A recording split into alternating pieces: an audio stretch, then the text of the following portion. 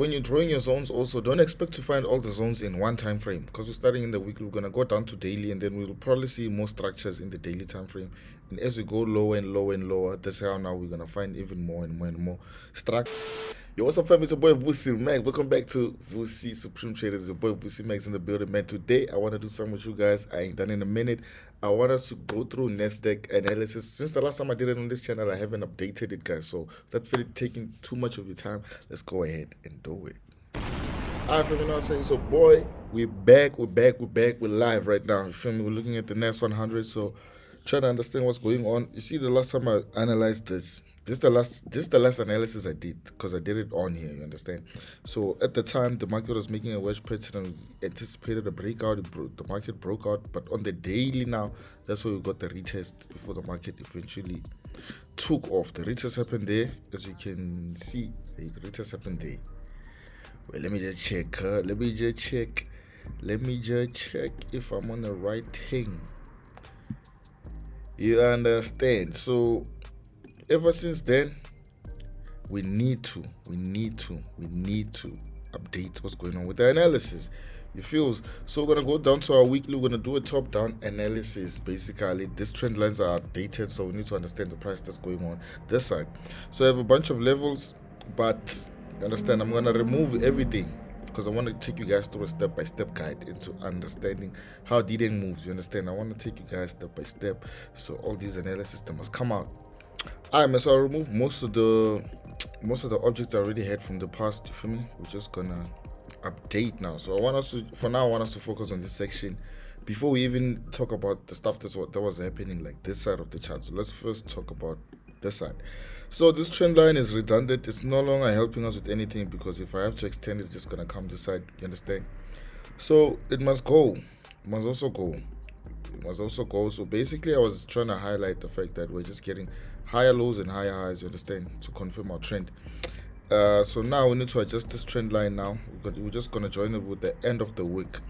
I like to draw my trend lines like that to kind of give it more room for stuff like retesting. I don't, because other people, when they draw their trend lines, they like to join them on the border of the candlesticks and stuff like that. Me personally, put it at the end of the week. That's where now I know the market will have room to move. You understand? This is how I've been doing it ever since. So we have that trend line. Now we must look for a trend line at the top. One way to go about it is I would just clone a trend line, sort of like, so to speak, and see if it applies. But clearly in this case, it does not apply. You understand? It doesn't apply at all. So I think actually this one applies. You understand?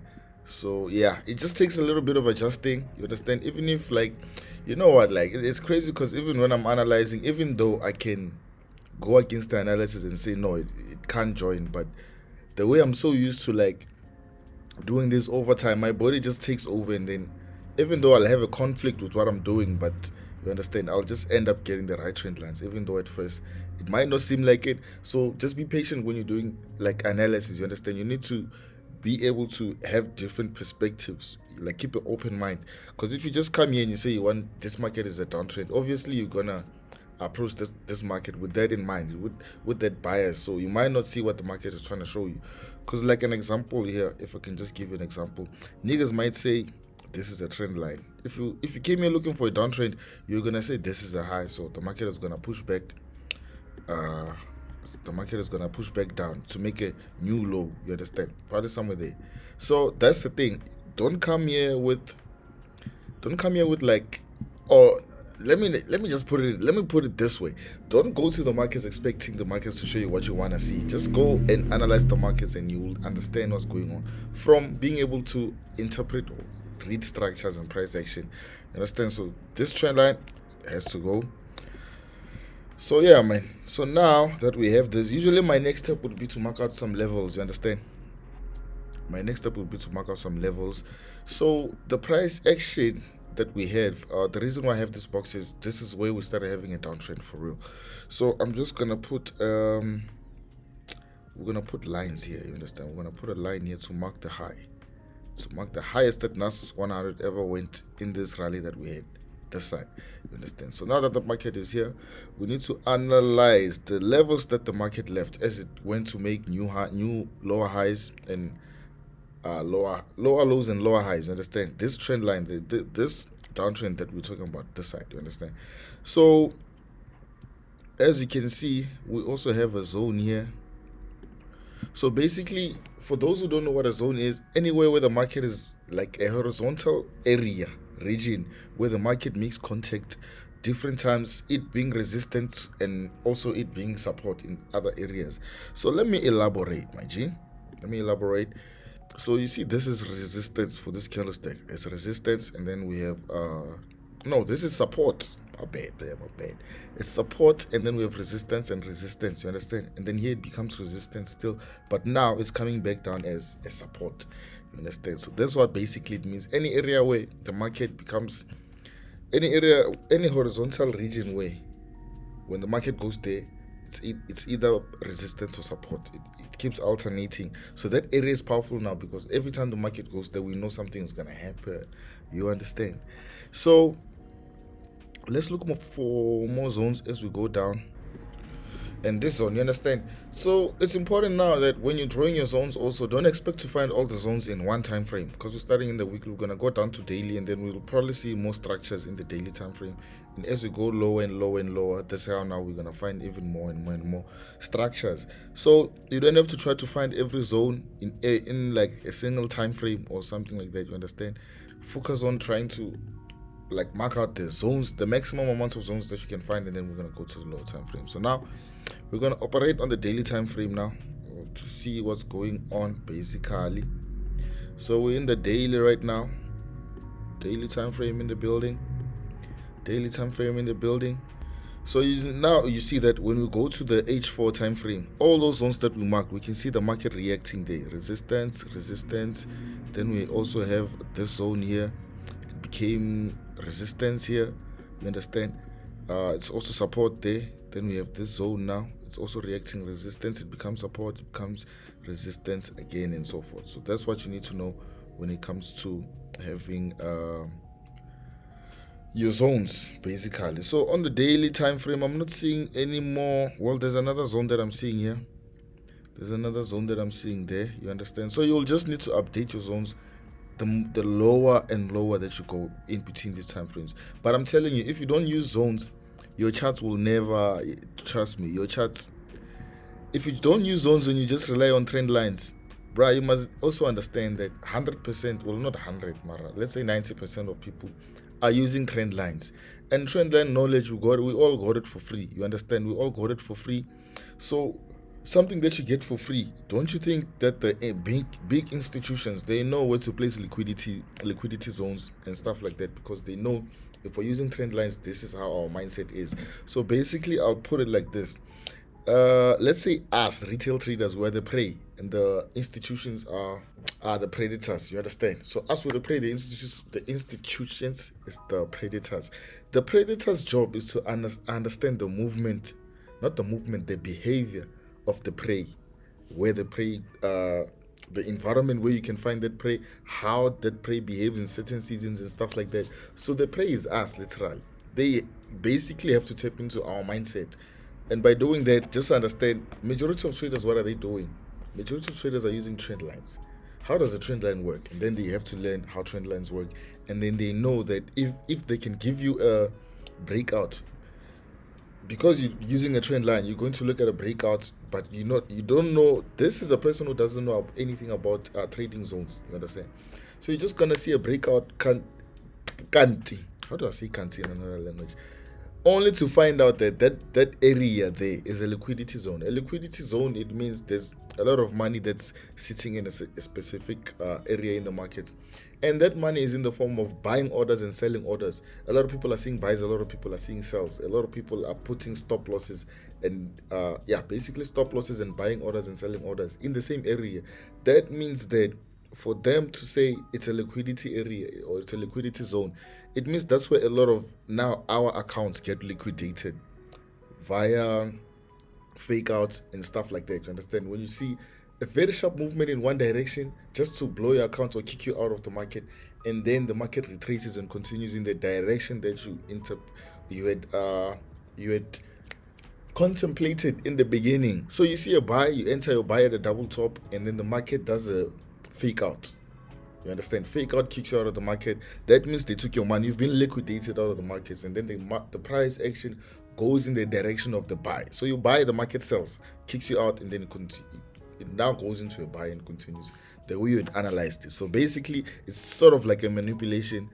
It's not illegal. It's very legal because basically in the markets we're all in like this playground, and there's the predators and there's the the prey. So I'm trying to get you guys to become also trade with the predators. You understand? You won't be a predator because you're not gonna kick traders out of trades, but at least you know that this nigga is the predators. At least you know when you're protected by the predators, at least your winning rate is also gonna go high, and now you can even apply pressure and increase lot sizes and risk management, because for the majority of the time you'll be right. You understand? So that's just my 2 cents. Let's go back to an analysis. I'm sorry guys to just go out on that rant, but I had to put you guys on some game. You understand? I had to put you guys on some game. We're gonna go to our H4 chart now. I think it's time to go to H4. I don't think I missed any zone in particular. Maybe this zone now. Just go to full screen. Let's operate the last zone that I'm seeing here. You understand? There's a zone there.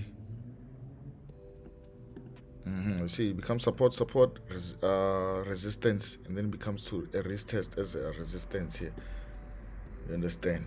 So yeah, you understand? So guys, now we're gonna go to our H4 time frame. We need to basically now study the movement that's happening at this region here. So our H4 time frame, just click 240 there. It's gonna take you to H4 in the building. H4 in the building, we can see what's happening.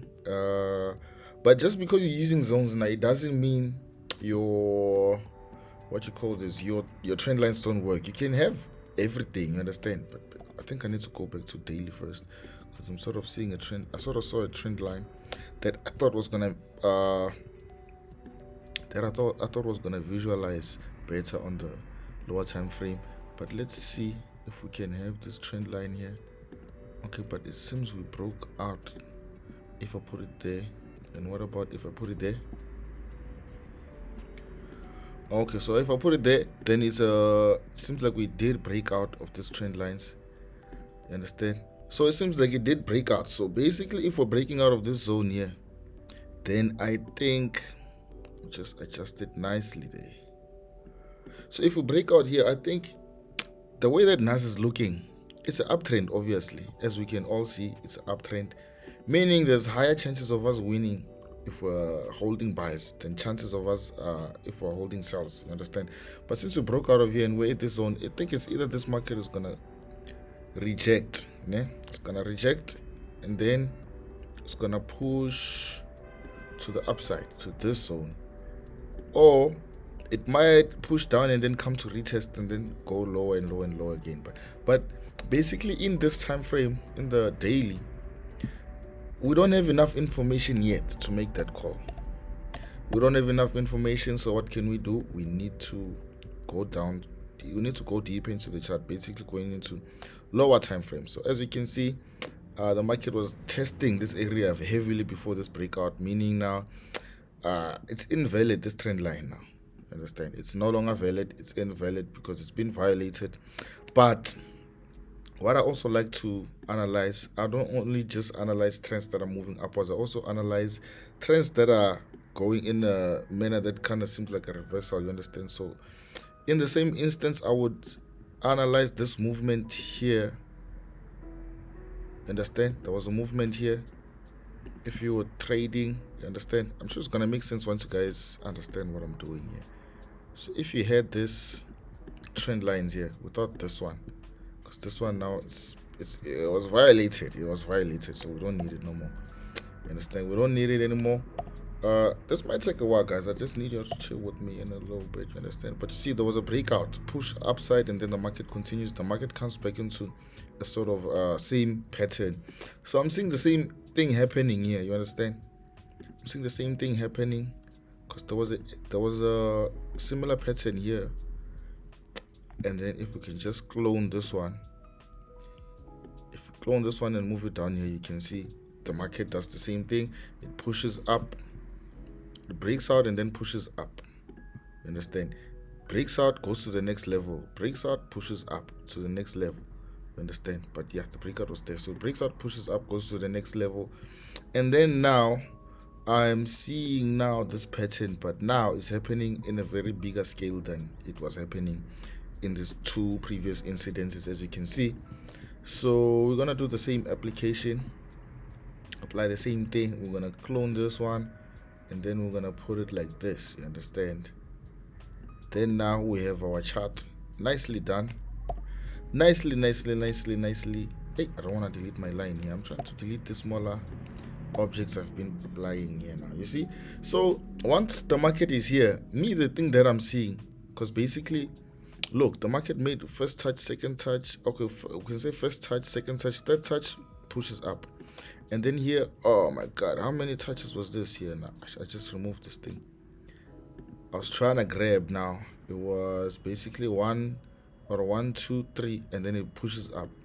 And then now, we've touched a whole lot of times here. It's 1, 2, 3, 4. Now it seems like the 5th time, you understand? So I think basically where we are right now, I'm going to look for rejection candlesticks. Rejection candlesticks look like the same pattern that you're seeing here.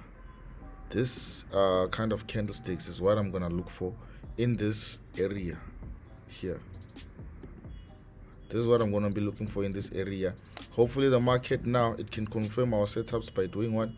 By pushing up to this zone. At least we can expect to this zone. Even if we don't make it to the trend line, we can expect this zone. Because remember, trend lines, like I said, it's easier for institutions not to manipulate us because they know where our trend lines are, what we're looking to expect. We're expecting the price to reach a trend line, and then they don't even reach a trend line, you understand?